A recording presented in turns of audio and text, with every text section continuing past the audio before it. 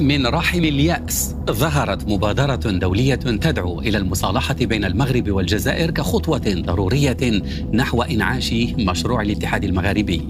جهود يقودها المركز الدولي لمبادرات الحوار بمشاركة شخصيات بارزة مثل جمال بن عمر المبعوث الأممي السابق إلى اليمن. وتهدف المبادرة إلى خفض التوتر وفتح باب الحوار بين شعوب المنطقة، لكن هذا المشروع يواجه تحديات جساما تبدأ بالأزمة الدبلوماسية بين المغرب وتونس وتنتهي بالصراع العميق والمرير بين الرباط والجزائر بسبب ملف الصحراء. واقع يجعل تحقيق حلم الوحدة المغاربية مستحيلا في الوقت الراهن رغم التهديدات الوجودية التي تواجه دول المنطقة منفردة. على ضوء ذلك نتساءل: تفاقم الأزمة بين المغرب وتونس، ما دور الجزائر؟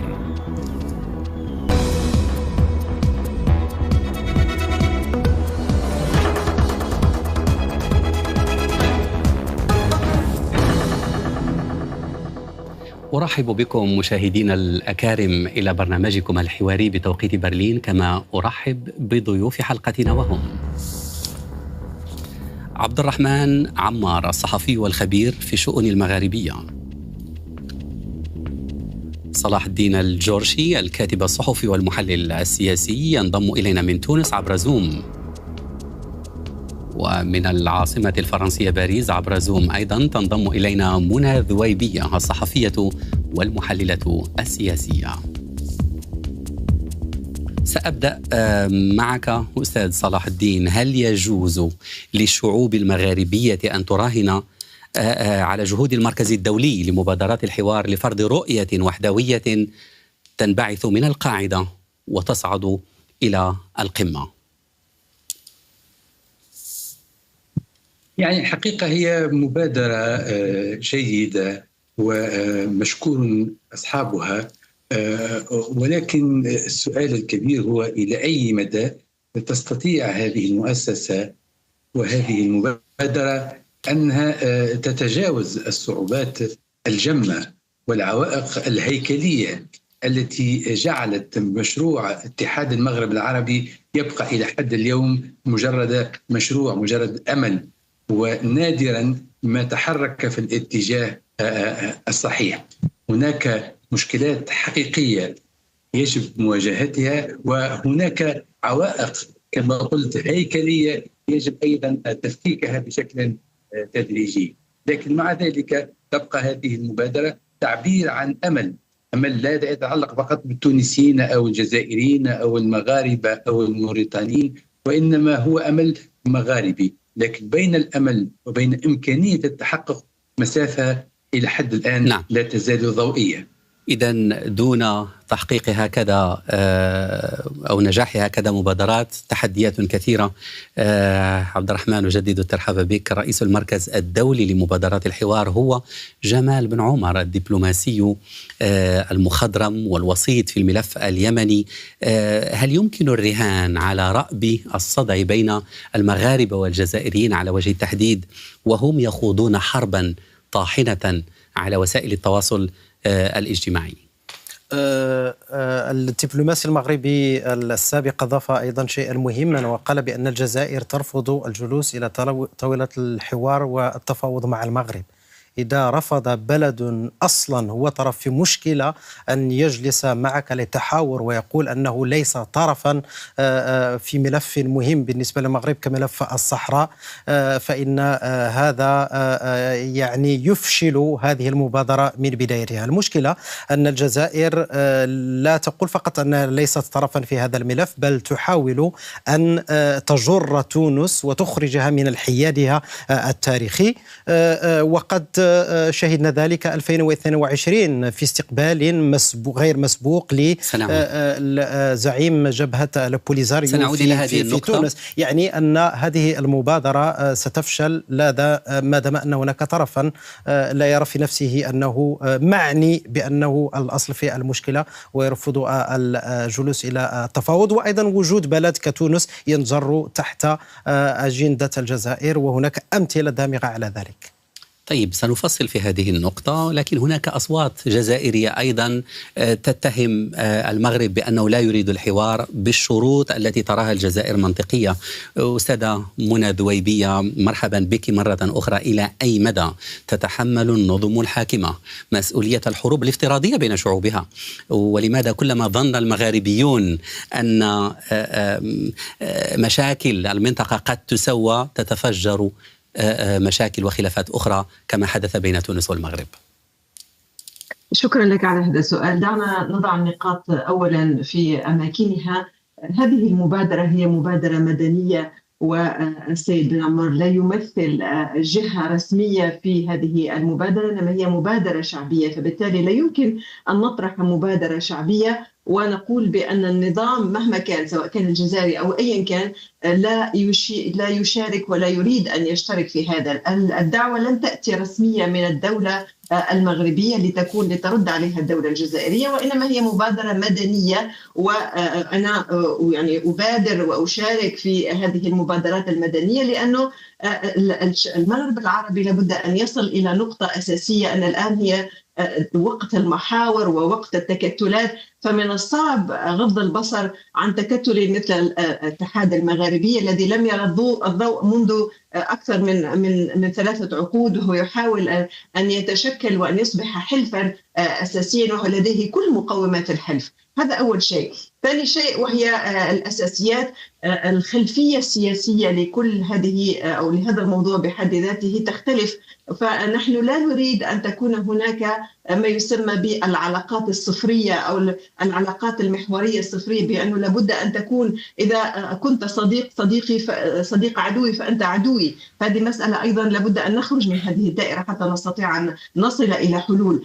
لازم بالأساس موضوع أي شيء لابد أن نضع الأساسيات حتى ننطلق منها، ومجرد الحديث يعني سواء كان الحديث الشعبوي أو الحديث المكبل بالمشاعر لا يفضي إلى حلول حقيقية ولا يفضي إلى حلول سياسية. السياسة ليست مشاعر، والدبلوماسية أيضا ليست مشاعر، فبالتالي نحن لابد أن نصل إلى مرحلة أن نضع فيها الأسس لنتحدث حديثا صريحا وحديثا مباشرا يفضي إلى نتائج يمكن أن نستفيد منها كل شعوب المغرب العربي. هذا ما يجب أن يكون، لكن الاستثمار السياسي لدول المنطقة يذهب في الاتجاه الآخر كما تفضلت، بناء محاور متناحرة ومتنافسة، ويعود أصل الأزمة الدبلوماسية مثلا بين المغرب وتونس إلى قمة تيكاد للتعاون والتنمية التي انعقدت في تونس العاصمة عام 2022 واستضافت خصم المغرب اللدود زعيم البوليزاريو إبراهيم غالي. نتابع. هل انضمت تونس إلى الجزائر في الصراع مع المغرب بشأن الصحراء؟ في أغسطس عام 2022 فجر استقبال الرئيس التونسي قيس سعيد لزعيم جبهة البوليساريو إبراهيم غالي أزمة دبلوماسية حادة بين الرباط وتونس. كان ذلك خروجاً تونسياً لأول مرة عن موقف الحياد حيال الصراع الجزائري المغربي حول الصحراء. الاستقبال تم خلال قمة التعاون الإفريقي الياباني المعروفة اختصاراً بتيكاد، وهو ما اعتبره المغرب طعنة في الظهر من قبل الرئيس التونسي. لم يتأخر رد المغرب الذي انسحب من القمة وسحب سفيره من تونس، وبالمثل تعاملت الأخيرة أيضاً. ورغم تأكيد تونس أن استقبالها لزعيم البوليساريو يندرج في إطار التزاماتها داخل الاتحاد الإفريقي، إلا أن أزمة تيكاد عمقت التباعد بين بلدين شقيقين طالما جمعتهما علاقات تاريخية. ويتهم سياسيون مغاربة الجزائر بالضغط على تونس وإغرائها بالغاز وقروض مالية محدودة لتبني موقف معاد لما يعتبرونه وحدتهم الترابية. فما مدى صحة هذه الاتهامات؟ وبأي شكل يمكن رأب الصدع واستعادة الثقة بين الرباط وتونس؟ هذا ما سنفصل بشأنه، وأعود إلى تونس إلى الأستاذ صلاح الدين الجورشي. أستاذ صلاح الدين، هل نجحت الجزائر كما يقول مراقبون كثر في استقطاب تونس إلى صفها في ملف الصحراء، وهي الرواية المغربية السائدة؟ هل نجحت الجزائر في استقطاب تونس إلى صفها في ملف الصحراء، وهي الرواية المغربية السائدة؟ والحقيقة التونسيون فوجئوا بالمنعرج الذي اتخذته الدبلوماسية التونسية في موضوع العلاقة بالصحراء التي حولها نقاش كبير وجدل وخصومة تاريخية.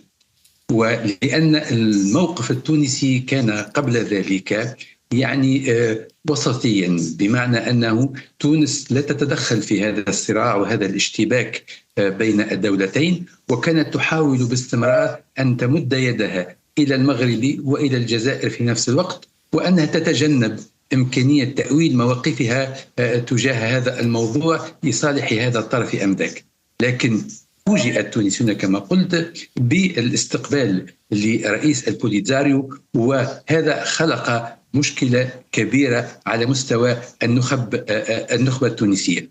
ثم لم يقف الأمر عند ذلك الحد، وإنما تعززت العلاقة بشكل كبير على المستوى الشخصي وكذلك على المستوى النظامين والحكومتين بين تونس والجزائر. هذا في جانب إيجابي بالنسبة لتونس التي تريد أنها تتجنب أي وقوع أي إشكال مع الجزائر، فبيننا وبينها بين تونس وبين الجزائر حدود طويلة وتاريخ مشترك وتشابك كبير في العلاقات.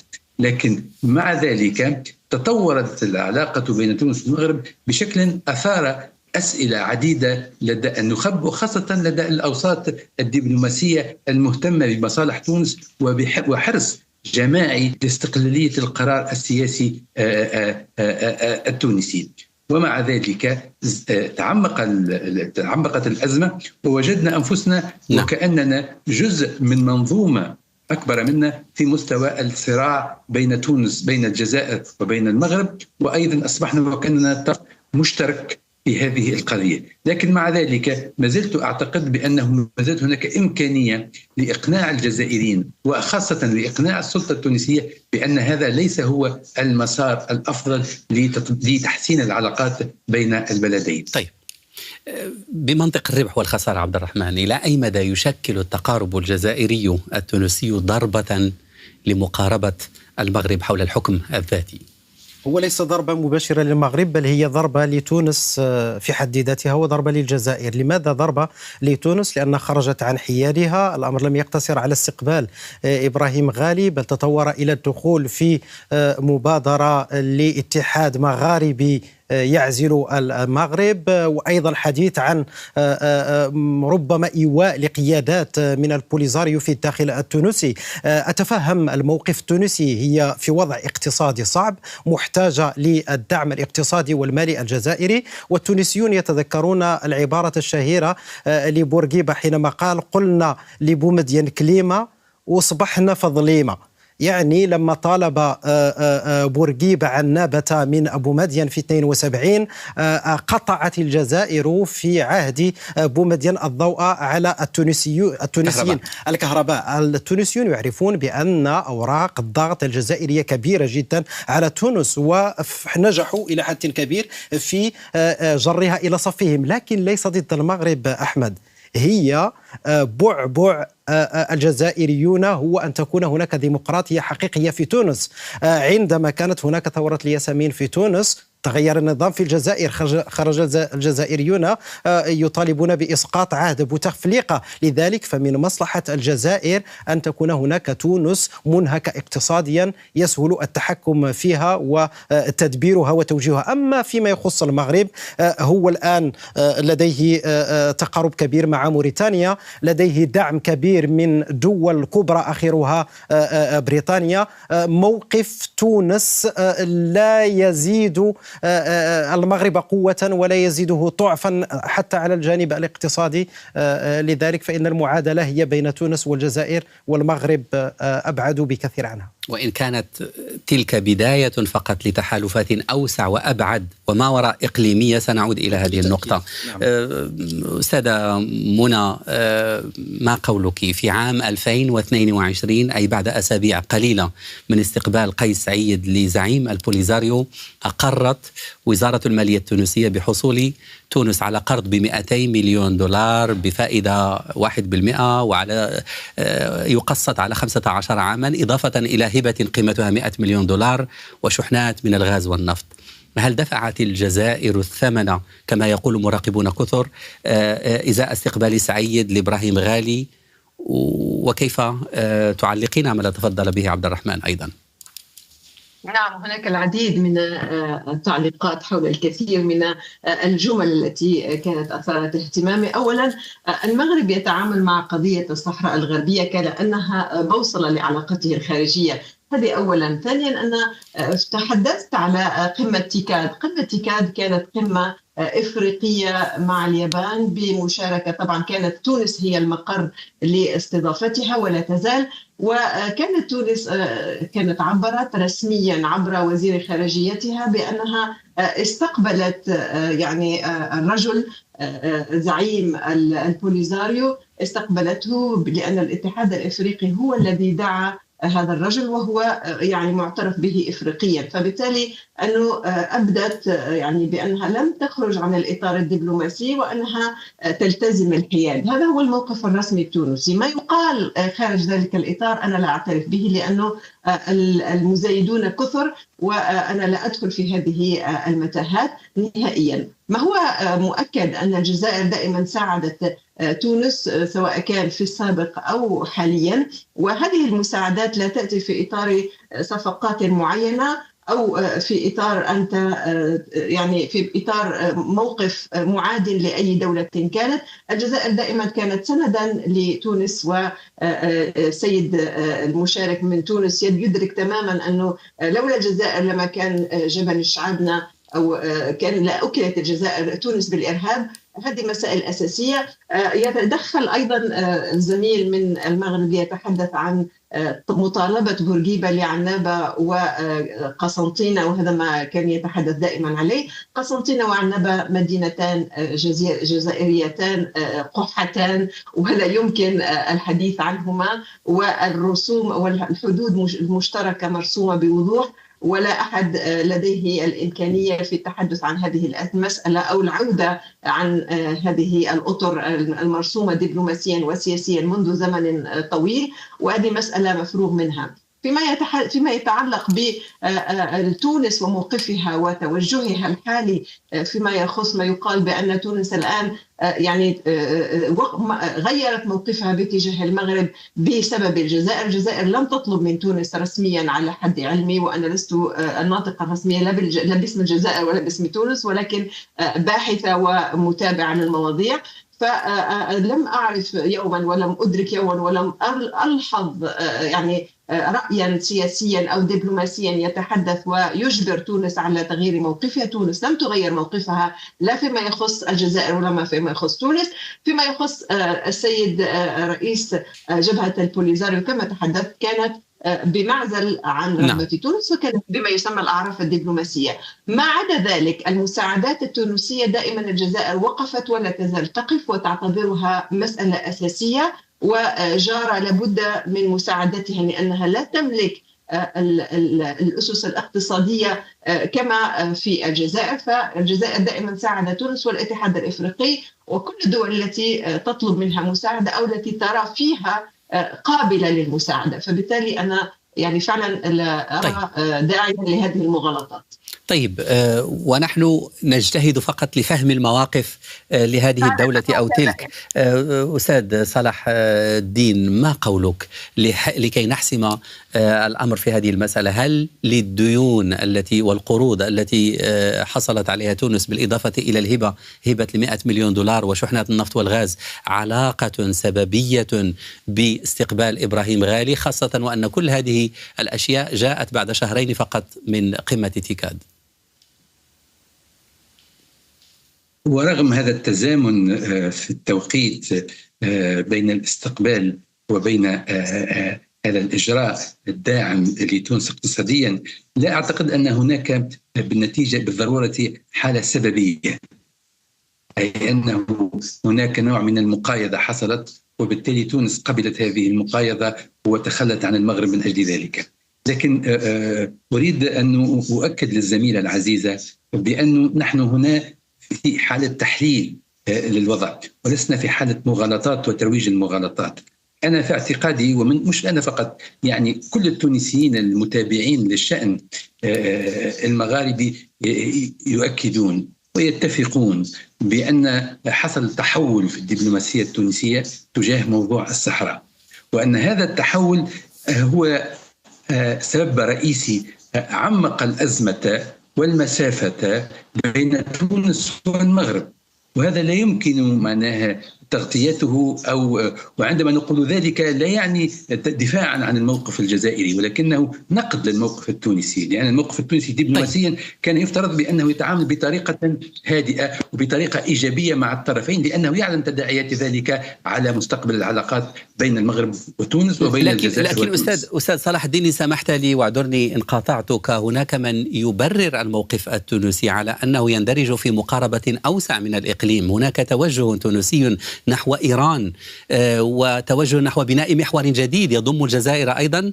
ردا على ذلك المحور الذي بناه المغرب مع الإمارات ومع إسرائيل. وبالتالي إلى أي مدى تؤيد هذا الطرح أستاذ الجرشي، وباختصار لو سمحت؟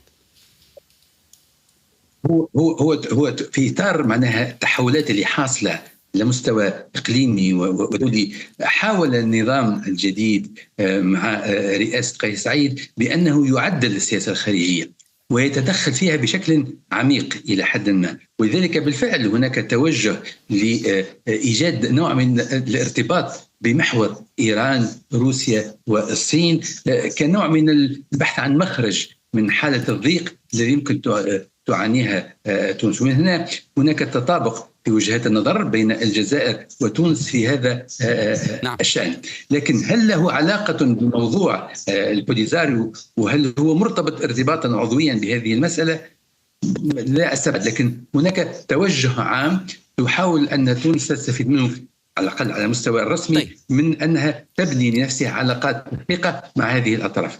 طيب أستاذة منى، في هذا الإطار مراقبون كثر يرون أن استثمار الجزائر في تبني سياسة الحصوة في الحذاء المغربي منذ عهد الهواري بومدين وحتى اليوم بدأت ترتد على الجزائر، وهذه قراءة للوضع وليس تحيزا لطرف أو آخر، مما أفقدها الكثير من نفوذها الإقليمي خاصة في منطقة الساحل. وإن صحت الأنباء التي تفيد بقرب تطبيع موريتانيا علاقاتها مع إسرائيل، فإن ذلك يشكل أيضا ارتدادا لسياسة الجزائر في المنطقة. هل تتوقعين أن تعيد الجزائر قراءة سياستها تجاه ملف الصحراء، أم أنها ستمضي قدما في تعزيز المحاور إيران، تونس ضد المحور الآخر إسرائيل، الإمارات والمغرب؟